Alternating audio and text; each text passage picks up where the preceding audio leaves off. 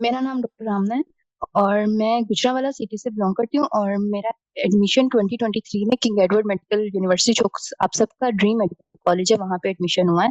चीजें क्लियर सब कुछ ना साथ साथ पैरेलल बताऊंगी कि मैंने किस तरीके से किया, एफएससी की मेरी जर्नी क्या थी, और उसके साथ मैं आपको बताऊंगी कि मैंने क्या मिस्टेक्स की और मैं उसका आपको ट्रिक्स दूंगी कि आपको कौन सी मिस्टेक्स नहीं करनी ताकि आप अच्छे से जल्दी से इसी ईयर इंशाल्लाह ड्रीम मेडिकल कॉलेजेस में ले सकें। तो सबसे पहले हम एफएससी से स्टार्ट करते हैं। तो मैंने एफएससी 2021 में की थी और कोरोना वाला टाइम था। तो वहां पे आपको पता है, अगर आइडिया हो, अगर आपने मैट्रिक भी किया हो तो नॉलेज, क्योंकि गैप ईयर इतना ज्यादा आ गया था और एकेडमिक इतना बैक हो गया था कि हमारे कॉन्सेप्ट सही से क्लियर नहीं थे हो सके। एक तो कॉन्सेप्ट नहीं थे क्लियर, अगर और ऊपर से रट्टा सिस्टम था। नंबर मेरे 1078 आ गए एफएससी में ना, बट कॉन्सेप्ट्स मैं कहूंगी कि मेरे नहीं थे क्लियर। सो उस टाइम पे जो पीएमडीसी का एमडी कैट था वो भी बहुत ही खराब था, तो उसमें मैं यही कहूंगी कि मैं नहीं कर सकती थी। लेकिन अब कॉन्सेप्ट की मैं बात करूँ ना, तो concept is the major major thing कि आपको क्लियर करने हैं और उसके बाद ही आप क्योंकि फर्स्ट थिंग आती ही कॉन्सेप्ट पे है। अगर आप अब तो एफएससी हो गई, आपको अपने अगर एफएससी के टाइम पे थे आपने अपनी कॉन्सेप्ट को एंड लेवल के क्लियर करने। लाइक कॉन्सेप्ट ये नहीं है कि आप एक टॉपिक को कर रहे हैं और आपको उसकी समझ आ रही है। No, it's not only concept. आपको एक टॉपिक कर रहे हैं, जैसे फिजिक्स केमिस्ट्री बायो का आप एक टॉपिक कर रहे हैं, तो आपको उसका कंप्लीटली नॉलेज होना चाहिए। ऐसे नॉलेज जैसे आप एक टीचर हैं और आप एक स्टूडेंट को समझा सकते हैं, इतना नॉलेज अगर आपके पास तो ही आप उसको आपका वो बेहतर होगा। लेकिन अब आप कहेंगे मैम हमारा तो टाइम गुजर गया, तो अब हम क्या करें। लेकिन अभी भी आपके पास बहुत टाइम है। अगर आप अभी भी अपने कॉन्सेप्ट्स को बेहतर करें लेक्चर्स में, टॉप ग्रेड के लेक्चर्स आप एक बेहतरीन प्लेटफॉर्म में हैं, तो अगर आप उसके लिए तो आपके लिए बेहतरीन होगा। इसके बाद मैं आपको कहूंगी कॉन्सेप्ट्स आपने अपने पहले सबसे पहले क्लियर कर लेने हैं। सेकंड, मैंने अटेम्प्ट लिया 2022 में, गैप ईयर लिया मैंने। अब अच्छे से सेल्फ स्टडीज की, कॉन्सेप्ट्स लिए। मैंने उस टाइम पे टॉप ग्रेड को भी ज्वाइन किया था, क्योंकि टॉप ग्रेड में ऐसे था कि आपको उन्होंने बताया होता है कि ये टॉपिक्स हैं और ये टॉपिक्स इंपॉर्टेंट है। ये चीज आपके लिए बहुत ही बेहतर रहती है। आप अच्छे से जो से टॉपिक्स आपके लिए इंपॉर्टेंट है, very important, very very important लिखा होता है, तो आप उनको पहले करें, उनको इतना ग्रिप ले लें, क्योंकि चांसेस होते हैं कि उसी में से एमसीक्यू आ जाएगा। तो हमने ऐसे करना है कि उन टॉप ग्रेड का अच्छे से उसका यूज करना है, एमसीक्यूज को यूज करना है। लेकिन क्या है, मैं आपको बताती हूँ कि सेकेंड अटेम्प्ट में ये हुआ था कि मैंने पूरा अच्छे से कॉन्सेप्ट लिया, अच्छे से नॉलेज गेन किया, प्रैक्टिस की। प्रैक्टिस का ये बड़ा सीन है कि प्रैक्टिस मैंने टॉपिक वाइज की। लाइक अगर मैं आज एक टॉपिक पढ़ती थी, मैं उसको अच्छे से टॉपिक को कर लेती थी। लेकिन टॉपिक वाइज तो मैंने बहुत बहुत प्रैक्टिस कर ली, लेकिन एट द एंड ये हुआ कि मैंने रिवीजन भी उस टाइम में बहुत की थी, मैंने एफएलपीज नहीं से सॉल्व किए। So, इसमें मैं आपको क्या टिप्स दे सकती हूँ कि यार देखो, आपने M MCQ topic wise solve करना एक अलग चीज है। उससे आपको ये होगा कि हाँ आपको टॉपिक आता है, लेकिन आपको एफएलपी भी उतना ही टाइम लगा के सॉल्व करना चाहिए। तभी आपका होगा कि हाँ आप बेहतरीन आपकी तैयारी है, क्योंकि एफएलपी सॉल्व करने से आपका टाइम मैनेज होता है। हमें नहीं पता कि जो हमारा अपकमिंग एमडी कैट है वो इजी आएगा या डिफिकल्ट आएगा। और अगर आपने टाइम मैनेजमेंट की प्रैक्टिस ना की हुई ना, तो आपसे नहीं हो पाएगा। क्योंकि मेरा सबसे बड़ा क्लैश यही आया था यूएचएस 2022 के एग्जाम में कि मुझे टाइम ही मैनेज नहीं था हुआ, क्योंकि मैंने मे भी इतनी एफएलपी सॉल्व ही नहीं थे किए कि मेरा उसमें ग्रिप था। हाँ, इंडिविजुअली टॉपिक्स की मेरी बहुत अच्छी तैयारी थी, बहुत कॉन्सेप्ट था, बहुत नॉलेज था, हर चीज आती थी, रिवीजन भी बहुत बार की थी। लेकिन जब मैंने एफएलपी सॉल्व नहीं थे किए, तो मेरे इतनी इतना मेरा स्टेमिना ही नहीं था कि मैं वहां पे पेपर सॉल्व अच्छे से कर सकती। या मे भी किस्मत की अगर आप बात कर लें, बंदे का कभी कभी किस्मत भी साथ नहीं देती, तो हो जाता है अल्लाह ताला से। इसलिए एक तो आपको बहुत ज्यादा दुआ करनी चाहिए, बहुत बहुत ज्यादा, क्योंकि किस्मत पहली चीज है मेहनत और दूसरी चीज किस्मत। ये दोनों अगर चीजें होंगी तभी आप एक एमडी कैट को क्लियर करके अपने ड्रीम मेडिकल कॉलेजेस में एडमिशन ले सकते हैं। सो दूसरे अटेम्प्ट में मेरी नॉलेज थी, लेकिन कॉन्सेप्ट कॉन्सेप्ट था, लेकिन एफएलपी सॉल्व ना होने की वजह से टाइम मैनेज नहीं था। तो आप खुद अंदाजा लगा सकते हैं कि नॉलेज पे भी और उस पे भी जो है ना डोमिनेट कर गया है एफएलपी। सो आपने इसका ट्रिप ये है कि आपने एफएलपी जरूर सॉल्व करने, टाइम मैनेज। आपने एंड वाला जो मंथ, अगर आप फ्रेशर है, अगर आप रिपीटर है ना, तो एंड वाला पूरा मंथ आप रखें एफएलपीज के लिए। डेली एफएलपी सॉल्व करें, डेली। चाहे क्वार्टर सिलेबस का कर ले, जरूरी नहीं है कि फुल लेंथ आपने ना सॉल्व करना है। आप क्वार्टर सिलेबस का कर ले, लेकिन 200 मार्क्स का एक टाइमर लगा के आपने जरूर सॉल्व करना है पूरा मंथ। अच्छा, अब मैं अगर आपको थर्ड अटेम्प्ट की बात करूँ, तो थर्ड अटेम्प्ट में मैंने नॉलेज तो पुराने वाला ही चल रहा था, क्योंकि मैंने दोबारा से नोट्स नहीं बनाए, मैंने उसको नहीं किया, कॉन्सेप्ट्स मैंने दोबारा से नहीं, क्योंकि मेरा नॉलेज कॉन्सेप्ट्स कुछ पहले वाला चल रहा था। लेकिन मैंने इसमें क्या किया कि रिवीजन बहुत ज्यादा दफा की, और थर्ड अटेम्प्ट मेरा टोटली न कोई एकेडमी नहीं थी, कोई कुछ नहीं था, सिर्फ सेल्फ स्टडी थी। मैंने अपना टाइम मैनेज किया हुआ था, और जाहिर है इंसान है, बंदा डिमोटिवेट हो जाता है, अपनी रिवीजन स्केड्यूल छोड़ देता है। लेकिन उसमें ये था कि आपको अपनी रिवीजन करनी है, बार बार करनी है। अगर आप डिमोटिवेट हो तो आप गाइडेंस लें, मुझसे बात कर लें, आप मेरे साथ हमेशा कनेक्ट रह सकते हैं। अगर आपसे नहीं हो रहा तो आप मुझसे कांटेक्ट कर सकते हैं, या आप अपने किसी और सीनियर से। तो अपने रिवीजन बार बार करनी है, और उसके बाद आपने एप्पल पीस जरूर सॉल्व करनी है। अगर आप फ्रेशर है ना, और आपका भी सिलेबस कंप्लीट नहीं है, जितना सिलेबस कंप्लीट है ना, सर्च आउट करें। और इवन टॉप ग्रेड में ही आप एमसीक्यूज को कलेक्ट करके ना, सारे के सारे उनमें आप इवन कर सकते हैं, पास पेपर्स आप कर सकते हैं। तो no compromise on concept, no compromise on knowledge, no compromise on apple piece, no compromise on time management. इसके साथ साथ आपने बहुत ज्यादा दुआ करनी है अपने लिए। कुछ हो जाता है, कुछ भी मुश्किल नहीं होता। अगर आपसे होता है कि हाँ मुझसे नहीं हो सकता, तो ऐसा नहीं होता। और अगर आपको कोई क्यूरीज हो ना, तो आप मुझसे पूछ सकते हैं, आप चैट्स में पूछे, मैं आपको उनकी हर एक का इंडिविजुअली आंसर जितना हो सके करने की कोशिश करूंगी। अब एक चीज आ जाती है कि हम ना रूटीन को कैसे फॉलो करें, और हम लोग एक एकेडमी या फिर एक एकेडमी क्या ज्वाइन करें, और हम किस तरीके से करें। तो ये सब स्टूडेंट्स पे ना वेरी करता है। आप डिफरेंट एरिया से हैं, डिफरेंट आपकी नॉलेज है, डिफरेंट हर चीज आपकी डिफरेंट है। मैं इस वक्त बात कर रही हूँ जनरली। अगर आप रिपीटर हैं तो आपके लिए इस वक्त रिवीजन पे बहुत ज्यादा फोकस करना है, एफएलपीज पे बहुत ज्यादा फोकस करना है। लेकिन अगर आप एक फ्रेशर हैं तो आपको कॉन्सेप्ट पे फोकस करना है, और एफएलपीज को लास्ट 10 या 15 डेज में करना है। तो हमारा जो सेशन, मेरा आपके साथ सेशन कंटिन्यू रहेगा। अगर हमारा मेरा आपके साथ सेशन कंटिन्यू रहेगा, तो आ, हम इसी पे बात करेंगे, ऐसा ऐसा हर चीज को कवर अप करेंगे। आज हमारा था कि आपको क्या क्या मिस्टेक्स नहीं करनी है ओवरऑल थी। लेकिन अगर अब सेशन मेरा आपके साथ रहता रहेगा, तो मैं उसमें आपको मजीद भी बताऊंगी कि इंडिविजुअली आपने, अगर आप रिपीटर हैं तो आपके साथ आपको किस तरीके से टैकल करना है अपने आप की स्टडीज को, और अगर आप फ्रेशर हैं तो आपने कैसे करना है। अच्छा, तो मैं अब आपके ना वो क्वेश्चंस ले लेती हूँ, ताकि उनमें भी हम अच्छे से ना। तो एक बच्चे ने पूछा है कि मैम आपने टॉप ग्रेड से प्रेपरेशन की है? जी जी, मैंने टॉप ग्रेड से प्रिपरेशन की थी, और टॉप ग्रेड एक अच्छा प्लेटफॉर्म है। तो टॉप ग्रेड एक बहुत अच्छा है, उसमें एक हर चीज को अपने उन्होंने बेहतर तरीके से बताया हुआ है। उन्होंने आपको इम्पोर्टेंट और वेरी इंपॉर्टेंट जो से टॉपिक्स है उनकी डिटेल दी हुई है। इससे आप जनरली जो है ना अपने इसमें बहुत फायदा दे सकते हैं, कि मुझे इसमें कॉन्सेप्ट बहुत ही अच्छा करना है, और मैं इसमें भी इस करके जो है ना एमडी कर सकता हूँ। और उसके अलावा उनके लेक्चर्स भी, उनके जो से नोट्स हैं, वो मेरे लिए काफी हेल्पफुल रहे थे। तो यस, मैंने टॉप ग्रेड जो सेकंड अटेम्प्ट था उसमें मैंने गैप ईयर में टॉप ग्रेड का प्लेटफॉर्म ज्वाइन किया। अच्छा, एक बच्चे ने पूछा कि मैम वोकैबुलरी कैसे करें। अच्छा, मैं आपको अपनी अगर जर्नी की बात करूँ ना, मैंने वोकैबुलरी कैसे की थी। तो मैंने वोकैबुलरी ना बहुत हर जगह से की थी। मैंने यूएचएस के पास पेपर्स की एक एक वोकैब निकाली थी, और मैंने उसको बैठ के ना अच्छे से करती रही थी। उसके अलावा कैब मैंने जो एसएसआरएमयू या पीएमडीसी सबके पास पेपर्स की। लेकिन मैं आपको ट्रिक दूं ना, तो वो कैब आपको इतना ज्यादा ना उस पर मेहनत करने की जरूरत नहीं है, क्योंकि वो कैब एक ऐसी चीज है कहीं से भी आ सकती है। आपको नहीं पता, ये नहीं है कि आप अपना पूरा स्टेमिना जो है वो कैब में लगा, और बाकी चीजें आप छोड़ दें, ये निग्लेक्ट कर दें। तो मैं अपने स्टूडेंट्स को यही गाइड करती हूँ कि आप ना वो कैब पे बहुत कम, मतलब एट द एंड क्या आता है हमें नहीं पता होता। तो वो कैब को आप इतना मत फोकस किया करें। मैंने किया था, मैंने बहुत ज्यादा किया था। मैंने even at the end of the day मैंने उसकी रिवीजन भी कैब की थी, बट उसमें से कुछ भी नहीं था आया।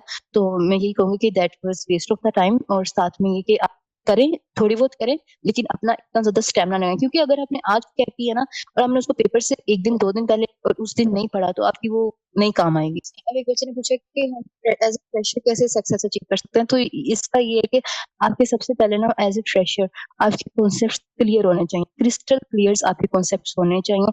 आप फेस कर सकते हैं, मैं यही कहूंगी। आपको और अगर अभी भी अगर आपके थोड़े बहुत बैकआउट है ना, बैकलॉग्स हैं, और आपको लगता है, तो आप अभी भी लेक्चर लेके ना अपने कॉन्सेप्ट्स क्लियर करें, नोट्स जरूर बनाएं, उन नोट्स को लिखें, अपने हैंड रिटन, क्योंकि जब एट द एंड आप रिवीजन करेंगे ना, जब आप 10 to 15 डेज टाइम पे आपको नोट्स ही हेल्पफुल रहेंगे। और नोट्स बनाए, अपने कॉन्सेप्ट्स को बहुत अच्छे से क्लियर करें। और उसके बाद जो आप जो लेक्चर लेना, बहुत जल्दी भागने की जरूरत नहीं होती कि मैं ना अपना सिलेबस छोड़ छोड़ के आगे चला जाऊं, नहीं। आप slow and steady wins the race. तो आराम आराम से ना, आराम आराम से अपनी प्रैक्टिस करते, कॉन्सेप्ट लेते जाएं, थोड़ी थोड़ी प्रैक्टिस करते जाएं, और जो लास्ट वाला टाइम होगा ना, उसमें आप एसएलपी सॉल्व करें, तो इंशाल्लाह इस तरीके से जो सा प्रेशर होता है ना, वो बहुत इजीली अचीव कर ले। बायो के लिए फेडरल मस्ट है। बायो के लिए फेडरल, मैंने हमारा एमडी ना नेशनल लेवल पे हुआ था, तो मैंने तो अपनी हर चीज को कवर अप किया था, फेडरल भी, केपीके भी। लेकिन अगर आपका नेशनल लेवल पे होगा ना एमडी तो आपको करना पड़ेगा। और बायो बायो के लिहाज से फेडरल बहुत ज्यादा अच्छी, बल्कि मेरे ख्याल से बायो के आपको कर लेना चाहिए। अगर आपका सिर्फ प्रोविंशियल भी हो जाता है ना एमबीबीएस एमडी कैट, भी आपको ना फेडरल से करना चाहिए, क्योंकि फेडरल में वो कॉन्सेप्ट्स होते हैं जो यूएचएस ने भी उठा के डाले होते हैं। तो आप फेडरल, यस, आप कर ले। साथ साथ ना एक काम करें कि न्यू बुक लें और उसको एट द एंड हाईलाइट। आप एक, मैं आपको छोटा सा ट्रिक देती हूँ। आपने कभी भी ना एक book पढ़ लेना, तो उस पहले, क्योंकि अगर आप एक चीज को पहले पहली दफा में पढ़ के, मैंने ये गलती की थी कि मैंने पहली दफा में पढ़ के ना हाईलाइट कर दिया, वो एट द एंड मुझे ना समझ नहीं था रहा। इसलिए आप पहले अपनी बुक को पढ़ें, और उसके बाद वही टॉपिक को आपने वहां से पढ़ना, जो एक्स्ट्रा चीजें होंगी ना उसको या तो हाईलाइट कर लें, तो फिर उसको स्टिकी नोट्स बना के ना अपनी दूसरी वाली बुक पे लगा दें। बेहतर है कि आप हाईलाइट करके ना उधर ही हाईलाइट कर लें। अब एक, लेकिन एक अपने पास ना हार्ड फॉर्म है टेक्स्ट बुक्स की, मैं यही कहूंगी कि आप टॉपिक के अलावा अगर आपके पास टाइम बचता है ना, तो रख सकते हैं। इस जितने आप प्रैक्टिस करेंगे, practice practice makes mains routine of topper. तो रूटीन ये है कि बच्चों, रूटीन में आपका ऐसे नहीं होता कि अगर आप, आपको पढ़ना बहुत ज्यादा पड़ेगा, लेकिन ऐसे नहीं है कि अगर आप रात को पढ़ने वाले हो ना, तो आप रात तो रात सारी रात जाके पढ़ें। अगर आप सुबह उठ के पढ़ने वाले हो, तो रात को जल्दी से, सुबह नींद पे कॉम्प्रोमाइज नहीं करें। स्लीप पे कॉम्प्रोमाइज करने की बिल्कुल जरूरत नहीं है, खाने पीने पे। लेकिन आपके 10, 11, 12 इतने और ये आप पे डिपेंड करता है कि आप कितना स्टेमिना आपका। लेकिन आपने टाइम टेबल बनाना है उसको ना। देखिए, एक टाइम टेबल ना आपका कभी भी 100% नहीं होता। कभी भी आप 100% एक टाइम टेबल को अचीव नहीं कर सकते। आपको आप उसका 90% अगर कर लो ना, जैसे अगर आपने टॉपिक रखा हुआ है कि मैंने आज बायो का ना ये वाला टॉपिक करना है, तो मुझसे वो टॉपिक आज नहीं हुआ, तो इसका ये नहीं है कि आप रात को डिमोटिवेट होकर बैठ जाए कि हाय, जो मैंने आज पढ़ना था मुझसे नहीं हुआ, मैं तो कुछ कर ही नहीं सकता। ऐसे नहीं करना। हर इंसान है, इंसान में टाइम वेस्ट हो जाता है, लेकिन आपका अगर 90% भी वो हो जाता है ना, देन यू आर परफेक्ट, आपने अपना बेस्ट दे दिया। फिजिक्स में न्यूमेरिकल की ये मैंने सोचा था कि पूरा सेशन रखूंगी कि फिजिक्स का ना किस तरीके से आपने सॉल्व आउट करने होते हैं। हो जाती है, प्रैक्टिस करनी पड़ती है, वो ऐसा आपको नहीं देते। मैं आपको एक पूरी की पूरी इसका सेशन हम रखेंगे कि फिजिक्स का ना किस तरीके से करें। मैंने stress and exhaustion during studies, यही कि अल्लाह ताला पे भरोसा रखें, अल्लाह ताला से बहुत ज्यादा दुआ करें। आपको पता है, सिर्फ दुआ होती है जो सी ना इंसान को एक जगह से ना दूसरी जगह पे लेकर चला जाता है। तो फिर आपने ना दुआ तहज्जुद में आप पढ़ के, अगर आप रात को पढ़ने वाले ना, रात को तहज्जुद पढ़ें और अल्लाह ताला से दुआ करें। और साथ में मैं अगर एक तस्बीह थी, याफ्ताहु व हुवा खैरुल फातिन, या फिर जस्ट याफ्ताहु, तो एट द टाइम ये 100 टाइम्स पढ़ते रहे दिन में। क्योंकि अल्लाह ताला से जितना आपका कनेक्शन स्ट्रांग होगा ना, उतना अपने जीव ड्रीम्स कर सकते हैं। लेकिन ये कि स्ट्रेस इंसान है, स्ट्रेस इंसान होता है, लेकिन आपको उस पर कंट्रोल करना पड़ेगा। आपको होना पड़ेगा कि हाँ, मैंने आज जी पढ़ना था, मैंने अपना बेस्ट दे दिया, मैं अच्छी उसकी तरफ जा रहा हूँ। क्योंकि हर कोई आपके लेवल पे है, एमटी गेट में हर कोई आपके लेवल पे, कोई भी आपसे ज्यादा नहीं है। एट द एंड आप में से ही बच्चे नहीं, इनका एडमिशन होगा। बस वो ये कि अब स्मार्ट वर्क कर लेते हैं अपने, उन पे भी स्ट्रेस आता है, उनका भी टाइम मैनेज नहीं होता, उनके भी एमसीक्यूज रॉन्ग होते हैं, लेकिन वो ना बेस्ट देते हैं। वो अपने से वो कोशिश करते हैं कि हम गिव अप ना करें, गिव अप ना करें। एट द एंड फिर उनको ना लक भी होती है। लेकिन टेक्स्ट बुक का तो मैंने आपको बता दिया ना। इंडिविजुअली अगर आप जैसे बायो के लिए ना, मैं ये कहूंगी कि बहुत ज्यादा आपको प्रैक्टिस करने की जरूरत नहीं है, क्योंकि बायो एक ऐसा सब्जेक्ट है जो सा ना आपको कॉन्सेप्ट पे आता है। बायो का आप कॉन्सेप्ट अच्छे से लेंगे ना, तो आपको प्रैक्टिस अगर आपने आधा भी किया ना, तो चल जाएगा। लेकिन केमिस्ट्री और फिजिक्स के लिए आप जितनी प्रैक्टिस करें ना, दिन में अगर आपने एक टॉपिक किया है, उसकी अगर आप 50, 60, 70 जितने एमसीक्यू सॉल्व कर सकते हैं ना, करें। लेकिन आपने टाइम स्केड्यूल बना के उसके अकॉर्डिंगली उसको फॉलो करना है, और फिर ही आपका ना इजीली हो जाएगा।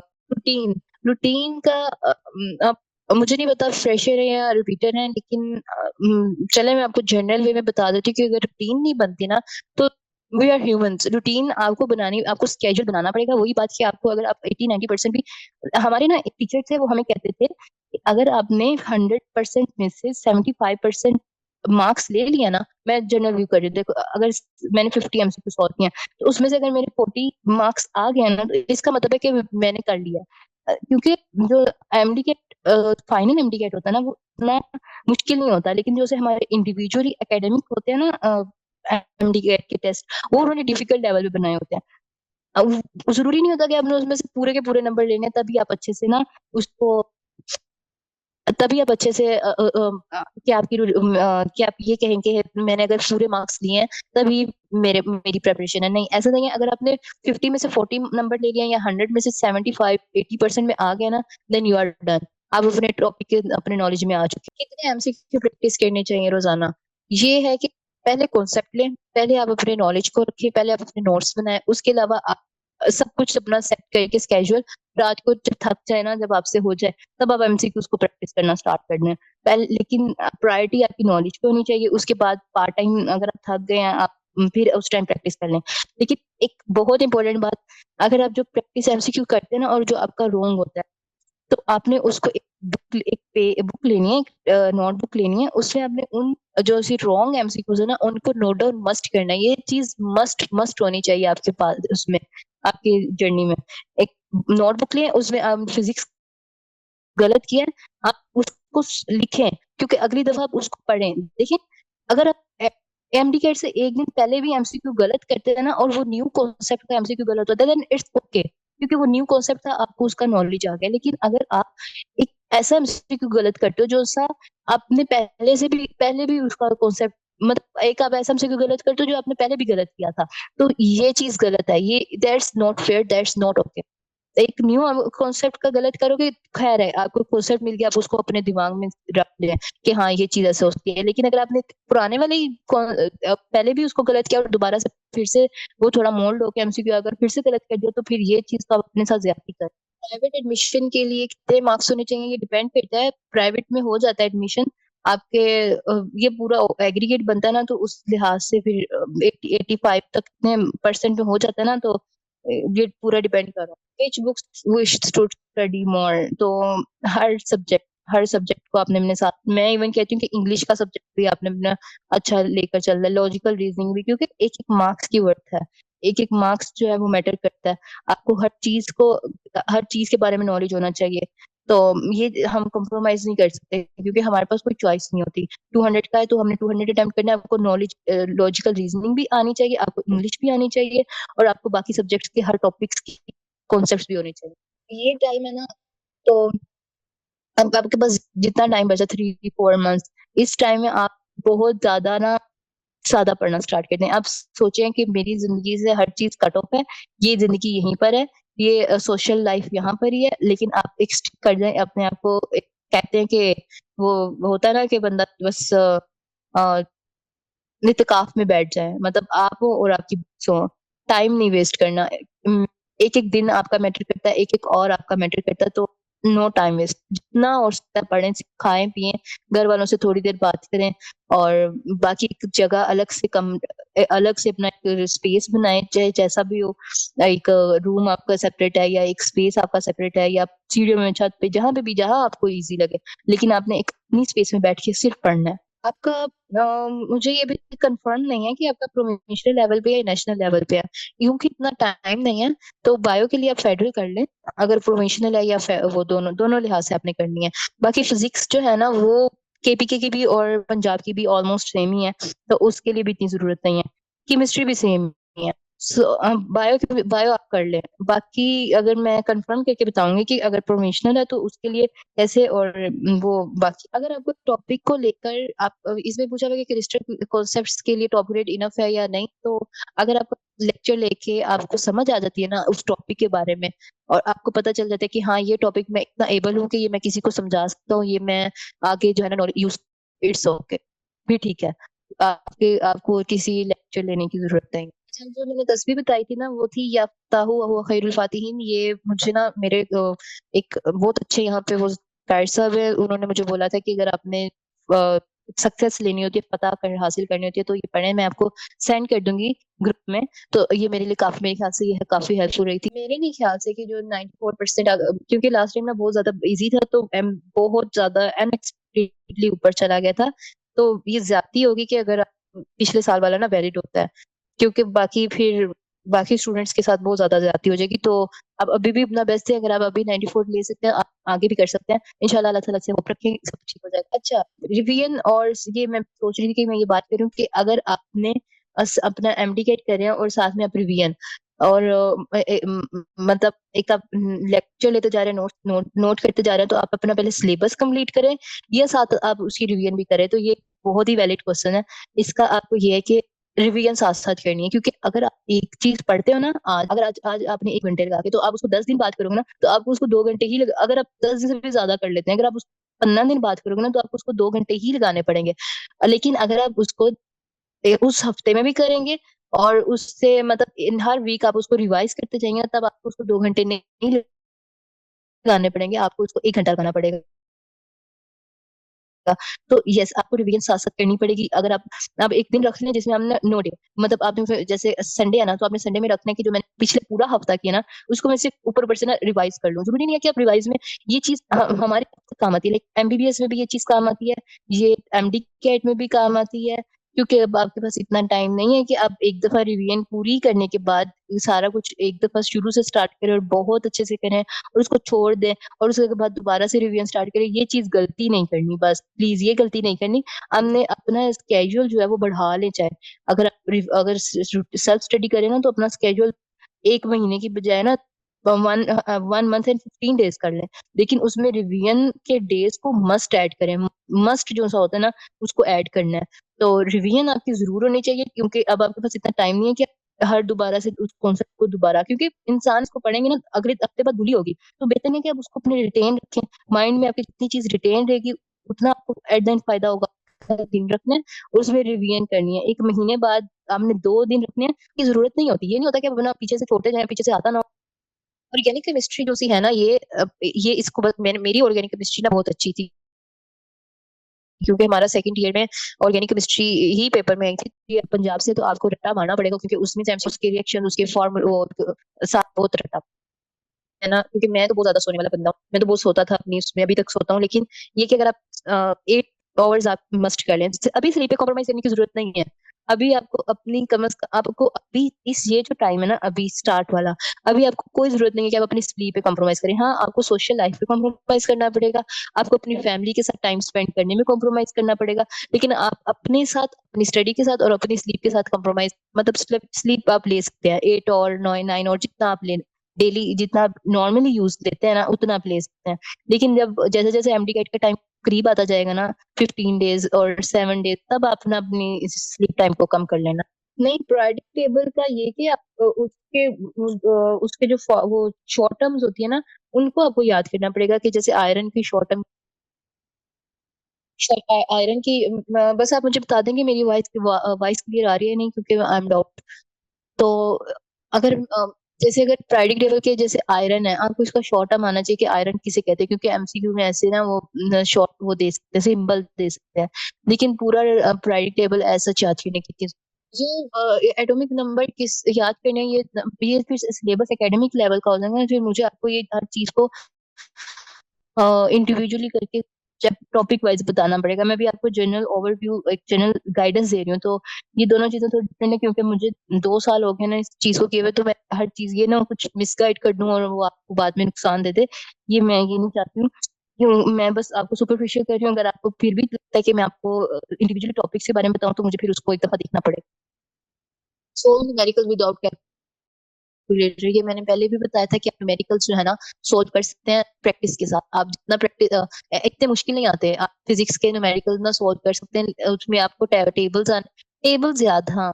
टेबल्स ना, आप मैंने ये किया हुआ था कि नोट्स में ना टेबल्स लिख लिए थे। 20 तक ना, और उसको मैं याद रट्टे मतलब भूल गए थे बचपन के, और मैंने उसको फिर रट्टे मारना स्टार्ट कर दिए थे कि ये 7 1 are 7 7 2 are।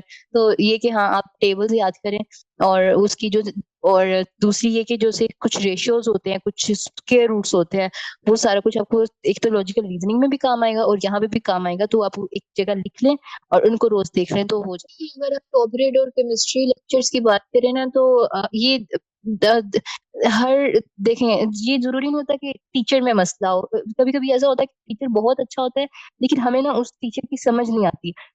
आप एक ही टीचर अगर 10 बच्चों को पढ़ाएगा तो 5 बच्चों को बहुत अच्छी समझ आएगी, लेकिन 5 बच्चों को नहीं आएगी, ये नेचुरल है। अगर आपको नहीं आती तो, लेकिन अगर जिनको आती, अगर आपका कॉन्सेप्ट जिसको लेकर क्लियर हो जाता है तो आप दूसरी साइड पे जाने की नहीं जरूरत। लेकिन अगर आपको एक कॉन्सेप्ट नहीं क्लियर हो रहा तो फिर आप टाइम ना वेस्ट करें, फिर कुछ अल्टरनेट कर ले। अच्छा, एज ए फ्रेशर अगर आप कह रहे हैं कि फिजिकल एकेडमी, एक तो ये होता है कि आप फाइनेंशियली आपको देखना पड़ता है कि आप अफोर्ड कर सकते हैं या नहीं कर सकते। दूसरा ये कि अगर मैं नॉर्मली जनरली बात करूं, तो ये बच्चे के स्टेमिना पे भी डिपेंड करता है कि बच्चे का कॉन्सेप्ट कितना है, बच्चा कितना अपने आप को स्ट्रेस मोटिवेट रख सकता है, कितना स्टडी जो है ना रूटीन मैनेज कर सकता है। हर चीज डिपेंड कर रही होती है। तो अगर आप कर सकते हो, अगर आप रूटीन मैनेज कर सकते हो, अगर आप एमडी टॉप ग्रेड के साथ भी स्टिक रहना पड़ेगा, आपको अपनी रूटीन फॉलो करनी पड़ेगी। फिजिकल एकेडमी का ये होता है कि वो बस आपकी रूटीन को फॉलो करवाते हैं, उनका डेली का काम आपको डेली करना पड़ता है, लेकिन वो as a wastage of time भी होता है, क्योंकि मुझे याद है कि पूरा पूरा दिन जो है ना बंदे का फिजिकल एकेडमी में लग जाता है। सेकंड टाइम 12 बजे से 5 6 बजे तक पीछे बचता ही क्या है। तो आपको फिजिकल एकेडमी के कुछ फायदे भी हैं, एडवांटेजेस भी हैं, कुछ डिसएडवांटेजेस भी हैं। और डिसएडवांटेजेस में यही है कि आपका टाइम बहुत ज्यादा वेस्ट होता है, और आप वही टाइम को कंज्यूम करके उस 6 7 घंटे को कंज्यूम कर बचा के आप बहुत कुछ कर सकते हो, प्रैक्टिस कर सकते हो, रिवीजन बार बार कर सकते हो, न्यू लेक्चर्स। ये कि आपको बस आपकी तैयारी अच्छी होनी चाहिए, कैसे हो ये फर्क नहीं पड़ता। इस बार नेशनल होगा एमडी कैट, तो प्रोविंस की बुक सेट करें, तो मैंने ये बताया था कि आप बायो के लिए जरूर करें, क्योंकि बायो केमिस्ट्री में फेडरल और पंजाब की जो बायो है ना, बायो की जो फेडरल है और पंजाब की फेडरल में बहुत ज्यादा नॉलेज का डिफरेंस है। उसमें आधी बातें लिखी हुई हैं, जो सी आधी बातें ना मैंने बायो उसमें पढ़ी थी, और ये कि आपको कॉन्सेप्ट भी बड़े अच्छे से क्लियर हो जाते हैं। तो बायो तो आप मस्ट करें। उसके अलावा फिजिक्स सेम है, केपीके की फिजिक्स और हमारी की फिजिक्स ना सेम है। केमिस्ट्री भी ऑलमोस्ट जो है ना ऑर्गेनिक सेम है, थोड़ी बहुत इनऑर्गेनिक। वो आप एक काम, अगर आपके पास टाइम है ना, तो आप उसको थोड़ा बहुत ऊपर सुपरफिशियली रिव्यू करके ना आप उसको ऐड करते जाएं, स्टिकी नोट्स लगा के, और उसको लिखते जाएं, क्योंकि बार बार नहीं होगा। अभी आप मेहनत कर सकते हैं, अभी आपके पास टाइम है, आप नोट्स बना सकते हैं, फिर वो बाद में आपके बहुत काम। Last 2 month physical academy for FLPs. Physical academy FLP के लिए, अगर आपका सिलेबस कंप्लीट हो जाता है ना तो आप जा सकते हैं, लेकिन अगर आपका सिलेबस कंप्लीट नहीं होता तो आपको ना, अब फुल लेंथ पेपर्स होते हैं तो वो आप पे डिपेंड कर रहा होता है। आप कर भी सकते हैं अगर आप करना चाहते हैं। उसे आपके, मैंने ये बताया ना आपको कि आप प्रैक्टिस जो है ना वो बस होनी चाहिए, कहीं से भी हो ये मैटर नहीं करता। अगर आप आपका सिलेबस कंप्लीट है और आप करना चाहते हैं, और आप तो आप कर सकते हैं फिजिकल एकेडमिक्स ना एफएलपी।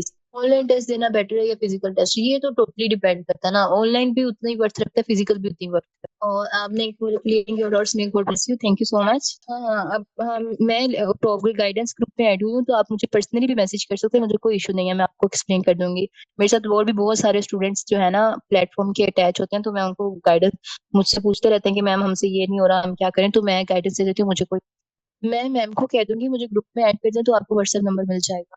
चलिए बच्चों, आज का सेशन मेरे लिए बहुत अच्छा रहा। होप्स हो कि आप लोगों ने भी इससे बहुत कुछ सीखा होगा और आपके डाउट्स क्लियर हुए होंगे। लेकिन अगर नहीं हुए, कुछ फिर भी डाउट्स हैं, तो आप एक तो डीएम कर सकते हैं, और हमारे सेशंस मजीद चलते रहेंगे, तो फिर इंशाल्लाह आहिस्ता आहिस्ता आपकी गाइडेंस ना मोटिवेशन आती रहेगी। तो अब इजाजत दें, हम चलते हैं, और हम नेक्स्ट सेशन में मिलेंगे, और अपनी प्रिपरेशन अच्छे से करें। अल्लाह हाफिज। Best of luck students. अल्लाह ताला आपको, हमें नासिर, और अल्लाह ताला आपको कामयाब करेंगे इंशाल्लाह।